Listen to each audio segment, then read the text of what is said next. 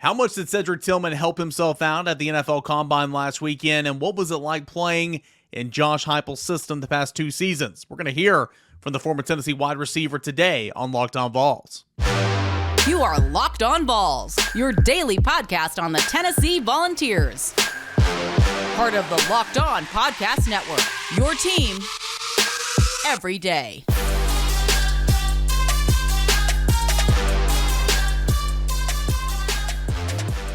What is up, everybody? Welcome into it. This is Locked On Vols, and I'm your host, Eric Cain. Appreciate you guys for hanging out with me here today. You can always follow us at _Cainer and at Locked On Vols, and watch us on YouTube. Please subscribe to the Locked On Vols YouTube channel.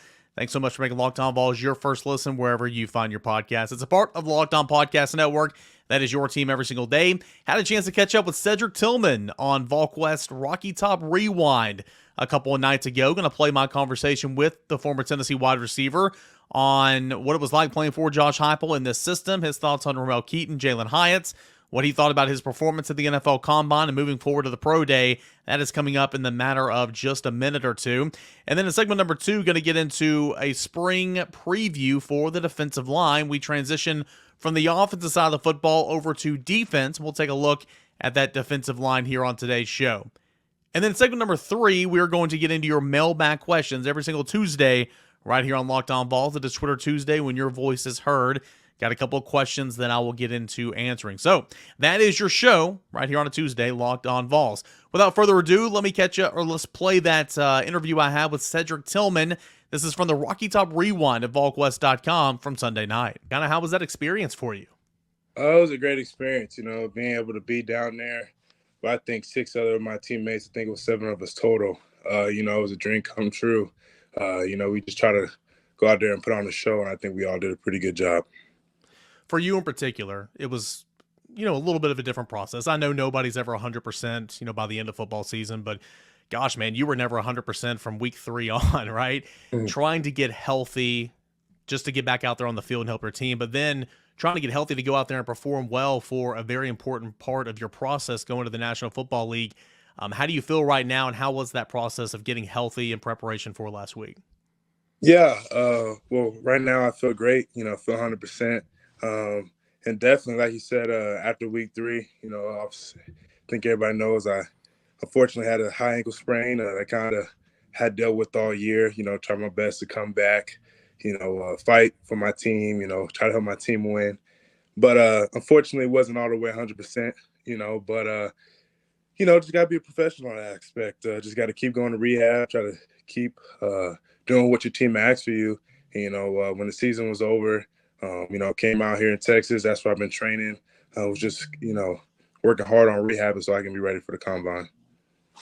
When did you kind of know, and I'm sure there's aspects of the Combine, just like aspects of every football game, that you wish you could go back and, do a little differently. But when did you kind of know in your rehab process and your training process, like, okay, I'm back to feeling like myself again. I'm really confident. You're a confident guy, kind of confidence going into the NFL Combine.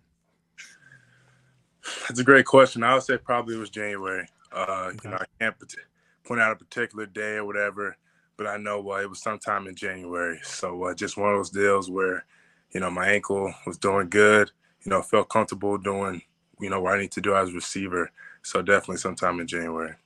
So obviously you go out and you compete and you run the 40 and you catch balls and do the broad, vertical and all that. But the rest of the NFL Combine experience, meeting and speaking with teams and talking with media and stuff like that, kind of how was that experience for you? And what were some of the good stuff that maybe you heard in return?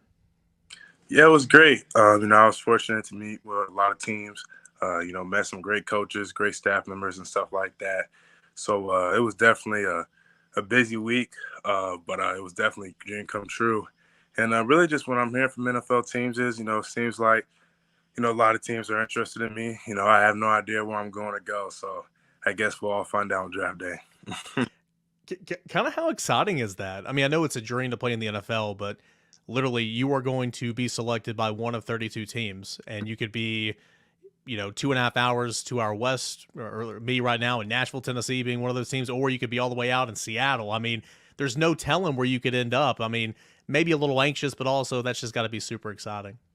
Yeah, super excited. Coming from Vegas to Tennessee, that was a world change. I had to get used to it. So, I'm kind of used to moving across the country.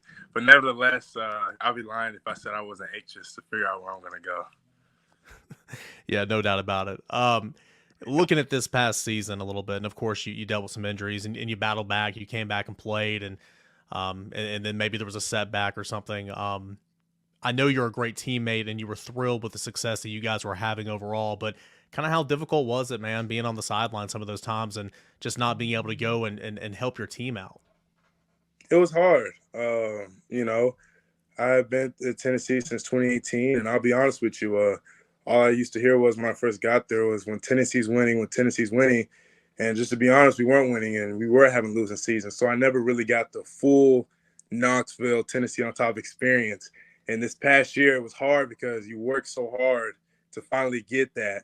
And it didn't turn out the way I wanted to personally. But, thinking about it as a whole, I'm part of the Tennessee family. And just being able to see my brothers and my teammates and the fan base and everybody part of the T, just to see the reaction towards the season, it was great. So it was still a great season, and I had a lot of fun. Obviously 10 wins in the regular season this past year, 11 wins overall. Tennessee completely clicked this year, but the switch was kind of flipped in 2021. And for you, you had your breakout year, had over 1,000-yard receptions, receiving yards. I think you had like 12 touchdowns.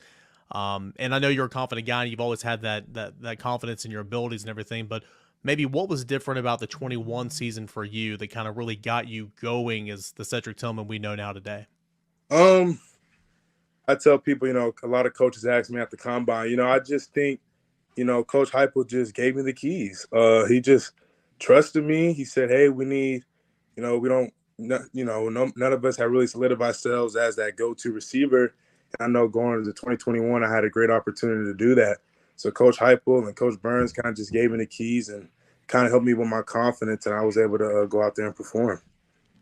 What's it like playing for Coach Heupel? Coming in, different type of offensive philosophy and all that, and being a former, quarterback at a high level, kind of been there, done that mentality. What's it been like playing for Coach Heupel the last 2 years? Oh, it's great. Like I said, playing for Coach Heupel was great. He's a very energetic coach. He loves his players. He really cares for his players. And, when players can feel when a coach is genuine with them and they're not. And I just feel like that was really the switch. It was just the fact that Coach Heupel came in with his style, his, leadership, and we were just able to follow them. When you look at the offense for Tennessee next year, I was kind of mentioning this before you came on. I mean, obviously Hendon's gone, Jalin's gone, you're gone, Darnell Wright's gone, but still bring back a lot of pieces. What do you like about this group coming back, and what makes you believe that success will continue to sustain offensively? I just believe in Tennessee and what they got going. We did have a lot of guys leave on the offensive side of the ball, but we got great guys that are ready to go now. Joe Milton. Obviously everybody knows what he can do. I'm really looking forward to see what he does this year. I know he's going to have a great year. We got some great receivers out there, Brew, Ramel, Squirrel, so on. So defense side of the ball, we got some guys coming in, and, at the end of the day, those guys play hard. So I'm excited to see. I expect nothing less but another dominant season, and hopefully they can go even farther than we did. Sid, I want to ask you about two guys before we say goodbye real quick. Frustrating as it was for you last season, it was pretty cool, I would imagine, to see one of your brothers, one of your teammates go out there and have all that success with Jalin Hyatt and, getting that Biletnikoff Award over this past weekend. Kind of how neat was it seeing him go off that way, and kind of how was that process with you guys? Because I'm sure he used you as a sounding board even when you weren't even on the field there for that particular game. It was cool. I'm saying I've seen the work that, Jalin has put into, obviously off seasons, the tough times he's been through. I just try to be there, like a big brother, and just being his ear. And me, coach, and everybody else, we knew what he can do. And so just the fact that he was able to go out there and kind of show the world what he can do, I'm proud of him. He won a Biletnikoff Award. He putting Tennessee back on the map. And, he definitely left his mark at Tennessee.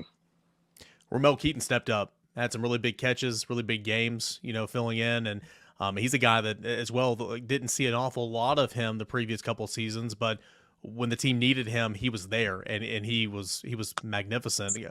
What have you seen in Ramel Keaton, not just last year, but throughout his entire time at Tennessee? Ramel's always kept his head down and work, and I think you can really admire someone that does that. I look at Ramel as a guy similar to me, where, maybe not necessarily had the success early on that he wanted, but hey, the sky's the limit now. So I know, he had a good year last year. I know he's going to follow it up with a better year this year. And hell, why don't we have 3,000-yard receivers next year in the receiver room? So let's do it. Yeah, no doubt. Last thing, man, and obviously you don't have to disclose this right here, but Combine's done. You got a pro day coming up in a couple weeks as you continue on through this process towards the NFL draft. What are you most looking forward to at the pro day coming back here on campus? I'm just looking to see all my coaches and stuff like that, seeing all the community and relationships I've built in Tennessee, and obviously just going out there and competing and balling out on pro day. I'm looking forward to it. Maybe some things I feel like I could have done better at the Combine. Looking forward to doing those things at pro day, so I'm excited about it. Great stuff there from Cedric Tillman, and I do think that he helped himself out an awful lot moving forward throughout the NFL draft process. Big pro day coming up here in the matter of a couple weeks, and looking forward to seeing where he is selected in the NFL draft. So if you want more from that Rocky Top Rewind, go check it out over at VolQuest.com. More coming up here on a Tuesday. Locked On Vols, mailbag questions to end the show. But we're going to take a look at the Tennessee defensive line entering spring practice.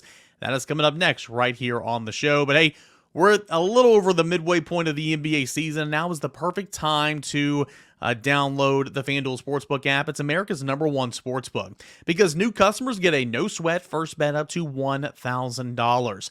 That's bonus bets back if your first bet doesn't win. Just download the FanDuel Sportsbook app. It is safe, it is secure, and it is super easy to use. Then you can bet on everything from the money line to the point scores to three-pointers drain. You've got the FanDuel Sportsbook app that can work in the core markets. You can check out the spread, the money line, the point totals, take that over or under. You can get into individual player props like individual points, rebounds, or assists. You can also bank some of those two together. Individual props like 2 3-pointers made maybe in the first 3 or 4 minutes from a specific player.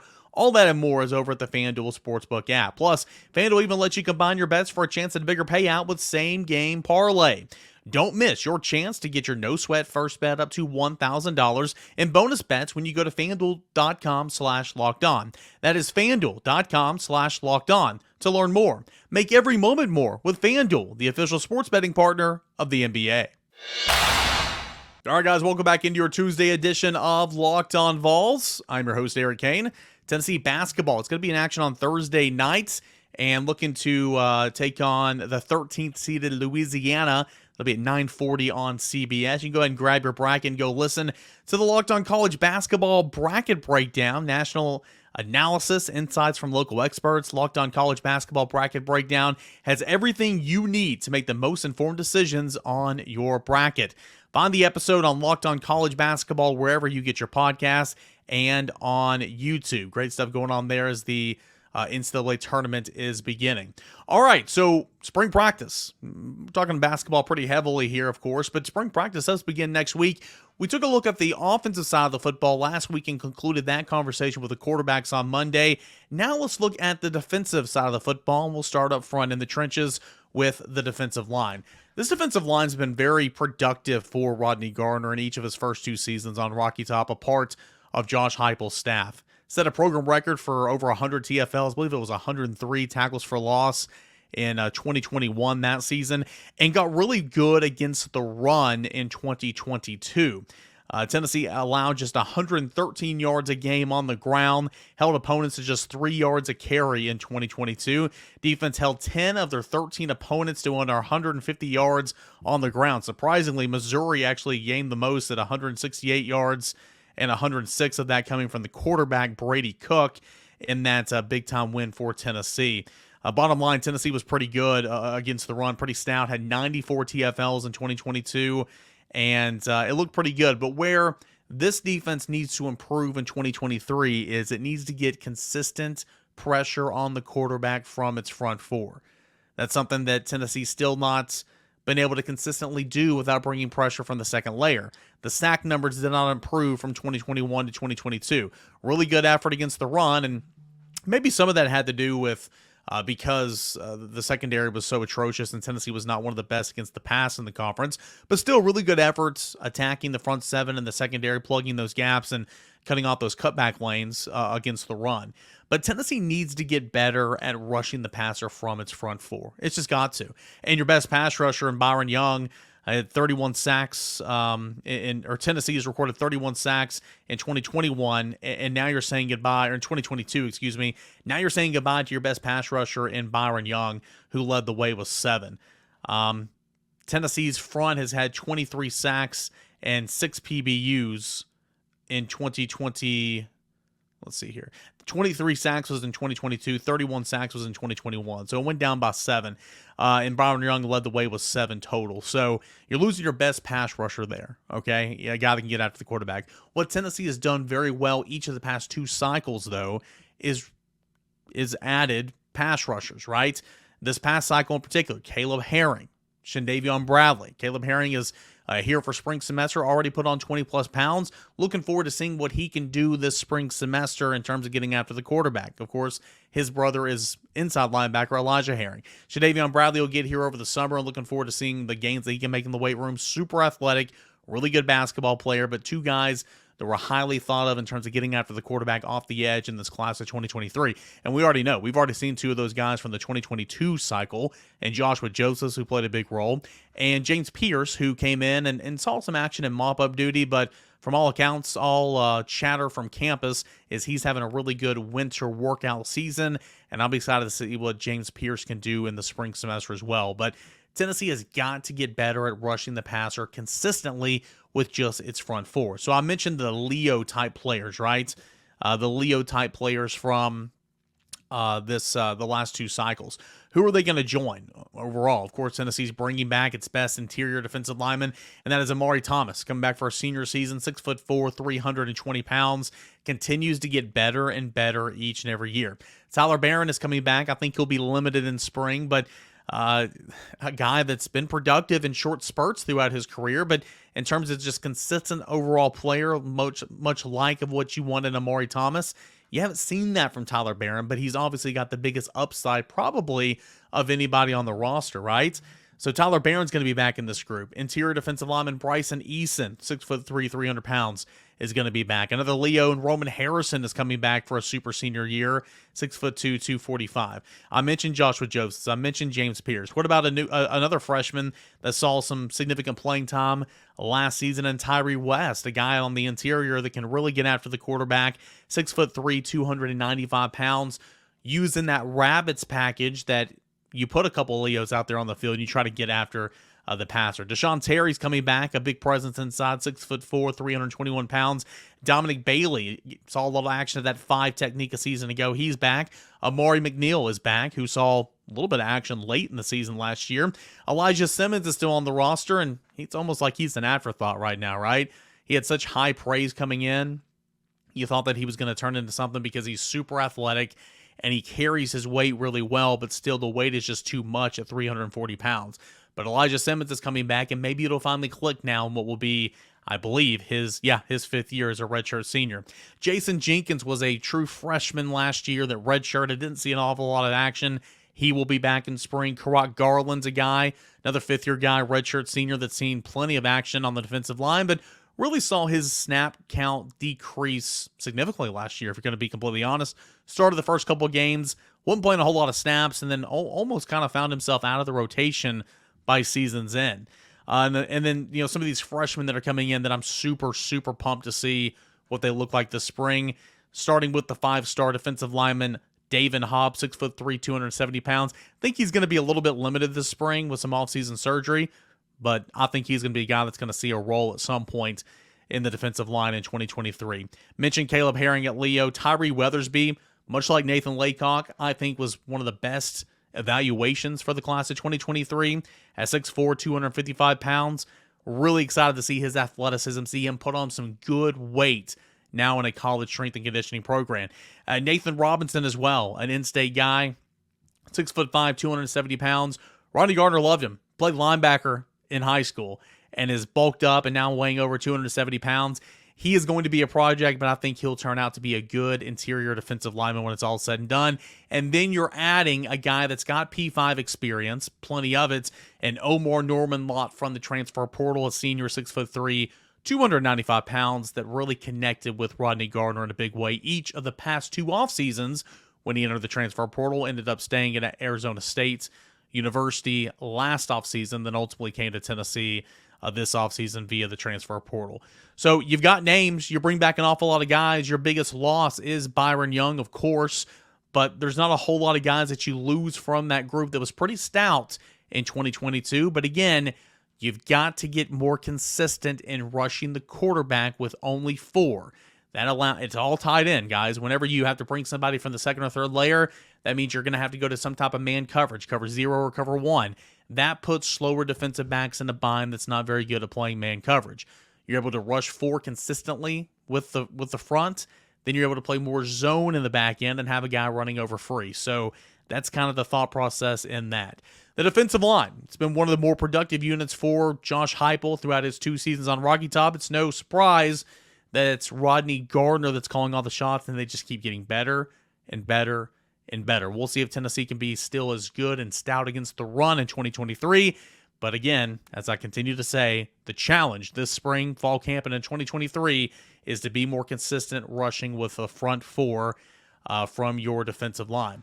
When we come back, we will take a look at some of your questions for the mailbag edition of the show. That's coming up next, Twitter Tuesday, right here on Locked On Vols. All right, guys, we got a final segment here of your Tuesday edition of Locked On Vols. Welcome back into it. I'm your host, Eric Cain, at Locked On Vols on Twitter and at _Cainer. A lot of you guys have sent in some questions. We're going to get to, We're going to get to 4, in fact, for this week. I picked out the top 4, and we'll go ahead and get started. Let's go to Ross. Ross says, what's the main difference between this year's basketball team and last year's? Aside from Kennedy Chandler, it's pretty much the same guys. Yeah, I mean, there's a lot of the same guys. You add in Julian Phillips, though, who, again, I don't think he's broken out and been that 5-star true freshman that we all thought would score 25 points a game like he did against USC, but he is super consistent when in the lineup. He's arguably Tennessee's best defender, and that's saying a lot when you have Triple J and Zakai Ziegler on your roster. But the production that he gives you when healthy, obviously, the consistency, I guess, is what he gives you whenever he's healthy. I think that's obviously a big difference. You lost Kennedy Chandler, and you're right. That vision, that speed from the top of the key or from the wing to the baseline and to the blocks, I mean, nobody on Tennessee's roster can do that right now. And that's why he's an NBA player when got drafted and all that. So, but aside from that, you're right. It's a lot of the same players. I think Tennessee is a capable rebounding team more so than it was last year. You just don't know where you're going to get those consistent rebounds, not in and not out. Toby Awaka doesn't play many minutes, but he's a rebounding machine. Olivier Kelmois, super inconsistent in terms of getting the rebound. Uros Plavsic the same way. He's not a rebounder. Julian Phillips, not much of a rebounder. Jonas Adu, you just don't know what Jonas Adu you're going to get that night. So I think Tennessee is capable of being a better rebounding team. In terms of shooting, I think Tennessee shot the ball better at times than they have a season ago. And you had Victor Bailey in that mix a season ago. But surprisingly, he actually had a pretty decent three-point shooting percentage. I don't remember him ever being that good, to be completely honest with you. But there's been times, especially like in the SEC tournament, where Tennessee shot the ball relatively well.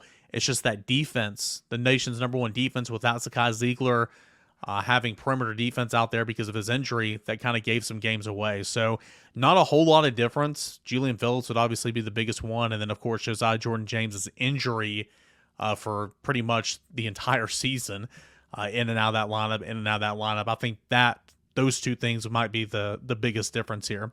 Let's go to Braden. September 30th, 2023, Tennessee versus South Carolina in Neyland Stadium. Describe the atmosphere and the vibes you foresee going into this game next year after the devastating end to our college football playoff dreams at South Carolina a season ago. Yeah, I mean, I don't have to tell you guys that. That was a devastating night in Columbia, South Carolina. It was bad. They were loud, too. I mean, I was there. It was the press box was shaking a little bit. Give the home team some credit there. That was really good, Spencer Rattler. That's like the best Spencer Rattler I think I've ever seen in my life. And he played well the following week against Clemson, too. I mean, what type of quarterback play is South Carolina going to get out of Spencer Rattler in 2023? Can he consistently put it together, channel his inner 2020 self, and cut down on those turnovers? I don't know. But nonetheless, that's going to be a big-time revenge game. Shane Beamer has done a pretty decent job there. Shane Beamer just reeks of used car salesman. A lot of the Butchisms that we made fun of and that made us cringe whenever Butch Jones was the head coach at Tennessee literally is Shane Beamer right now. I don't know when it's going to end, but when it does end, it's going to be very, very bad.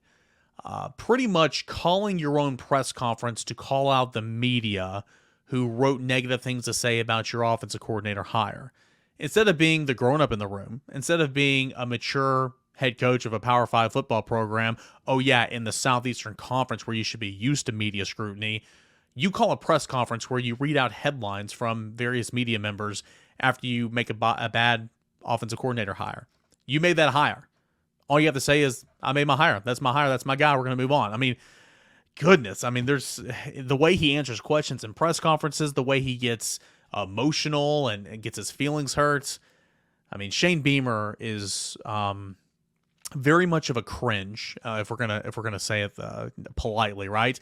But he's done a good job in 2 years at South Carolina. He has. What's South Carolina going to look like this time next year? What are they going to be playing for on September the 30th, just before they get into the heart of their SEC schedule? It's going to be a big-time game for Tennessee. Tennessee's going to want to get them back, obviously. You lost that game last year. The way you lost that game last year, the repercussions from that game last year, Tennessee was out of the college football playoff picture. And your quarterback got hurt in that game. Of course, it wasn't a dirty play. It was a non-contact injury. But Tennessee fans are not gonna forget that. It's gonna be a wild atmosphere at Neyland Stadium. It's gonna be a big one. It's gonna be a huge one early on in the season, and Tennessee has got to win that game no matter what, in my opinion. Let's move on now to Caleb. Caleb wants to know, let's see here. It's a pretty good question. I like this one. I'm curious on what your thoughts are if Coach Heupel would ever be willing to change up quarterback play during a game if the number one is having a bad day, especially in big games. Example, Hendon in the Georgia game. I like this question because I know where you're going. I understand what you're asking. Like, Hendon was off that day, right? And Tennessee, that was the biggest game on the calendar. Tennessee and Georgia.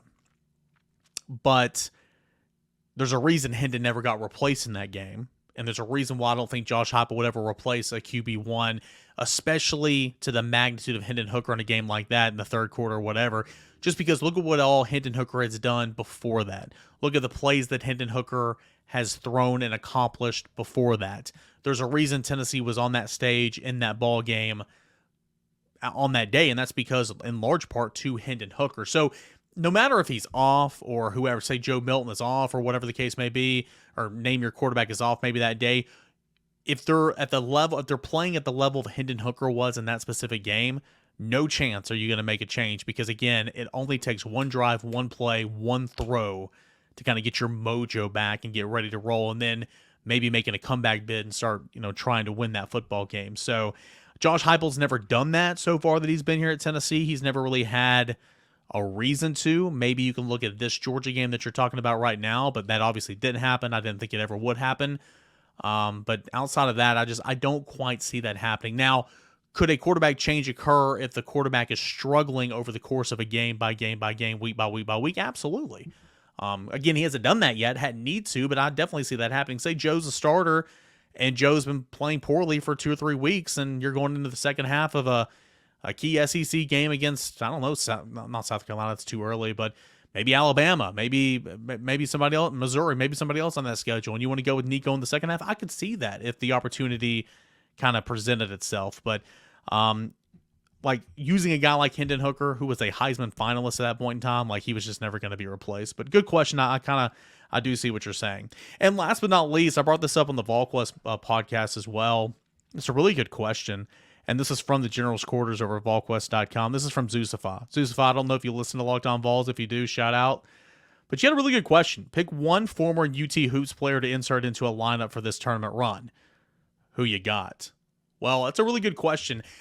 I think the obvious answer would be Kennedy Chandler because Zakai Ziegler's injured. However, and again, each tournament is different. I get all that, but you had that team last year, right? You had that team last year, and it was a second-round exit. My answer would be Grant Williams because Tennessee not one time all season long has had a consistent scoring threat in the post. There's never been a double team for a Tennessee player in the post. There's never been help defense rolling to an Olivier Cumwan, Uros Plavsic, Julian Phillips, Jonas Adu, Toby Awaka, anybody in the post this year. It changes the way a defense guards you as a team, and it takes some pressure off of those guys that need to knock down shots, like a Tyreek Key, a Santiago Vescovi, a Zakai Ziegler when he's in there, a Josiah Jordan-James from the wing.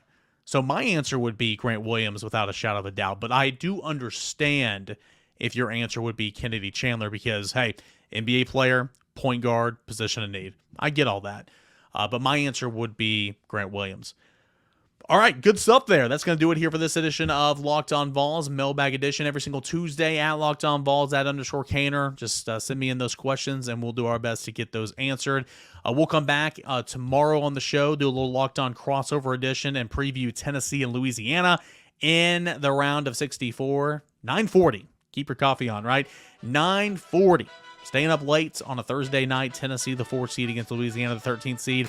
We're going to preview that game coming up on tomorrow's show. Guys, I appreciate you as always. Make Locked On College Basketball your second listen right now with NCAA tournament action beginning this week. Make it your second listen right behind Locked On Vols. Appreciate you guys as always. We will try again tomorrow. This is Locked On Vols.